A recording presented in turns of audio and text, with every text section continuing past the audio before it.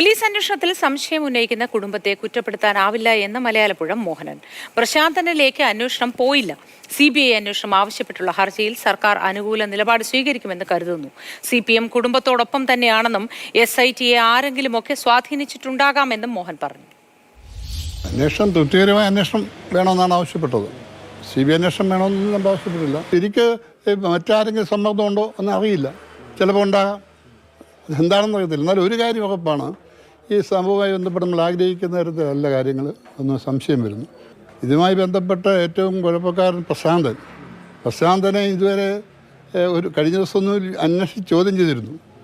തിരിച്ചിറങ്ങി വന്നപ്പോൾ പ്രശാന്തൻ ബൂസ്റ്റ് കഴിച്ചേച്ച് വരുന്ന വഴിയാണ് വന്ന്. ഇത്രയും നേരം ചോദ്യം ചെയ്ത് ഇറങ്ങി വരുമ്പം അതിന് ഇരട്ടിയാണ് ബൂസ്റ്റ് കഴിച്ച് ആരോഗ്യ മാധ്യമങ്ങളോടൊക്കെ എത്ര തട്ടിക്കൊക്കെ സംസാരിച്ചത്. അത് തന്നെയല്ല, അന്വേഷണവുമായി ബന്ധപ്പെട്ട ഒരുപാട് കാര്യങ്ങൾ ഇനി വരാനുണ്ട്. പാർട്ടി നേതൃത്വം ഈ കാര്യത്തിൽ അവരെ തള്ളി പറഞ്ഞിട്ടില്ല എന്നാണ് പറഞ്ഞേക്കുന്നത്.